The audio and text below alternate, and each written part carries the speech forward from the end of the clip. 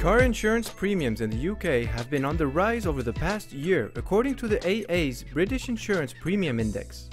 Ian Crowder, Public Relations Manager for the Automobile Association, outlines how they have risen and why they have done so. Car insurance premiums have been rising substantially over the past year, and in fact over the past 12 months they have risen, according to the AA's British Insurance Premium Index, which is a benchmark study of car insurance premiums which has been carried out since 1994. Over the past 12 months they've risen by an astounding 40%, which is by far the biggest rise we've recorded since the index began.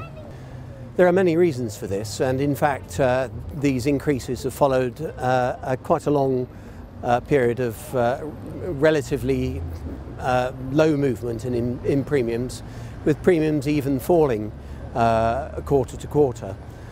And 5 years ago we were concerned that we would see a big insurance hike of the sort that's happening now because costs were still increasing, yet the competition and the advent of the price comparison websites has led people to shop around for premium, and the insurance industry was pricing for market share rather than profit.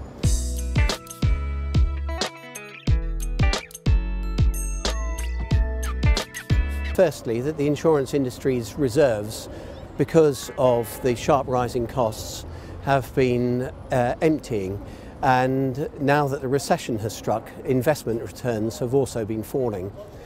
For every £100 that insurance industry has been taking in premiums, they've been paying out on average £123 in both claims and costs.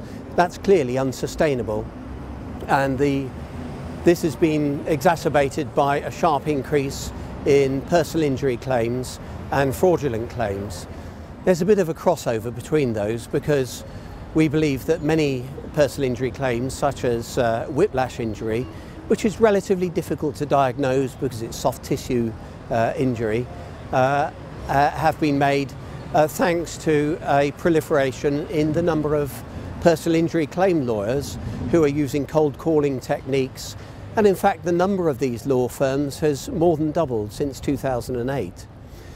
These companies are encouraging people to make claims after fairly minor accidents and possibly where there has been little injury, where in the past they might have just taken some painkillers and thought nothing more of it, or even where there's been no injury at all.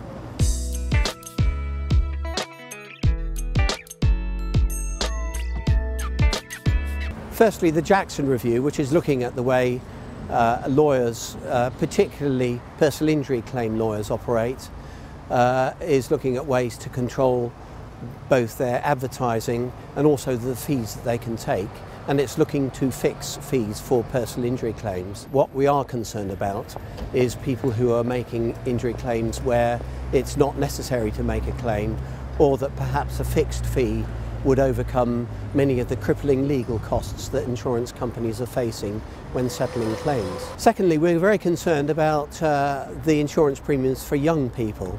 I've mentioned that premiums have been increasing by about 40% across the board on average for British people, to an average premium of about £790. But for young drivers aged 17 to 22, they've suffered over the past year premium increases of 51%, and they're paying on average just over £2,000 for their car insurance. Of course, when you're young and you take out your first car insurance premium, you don't have a no-claim bonus and you don't have a driving record.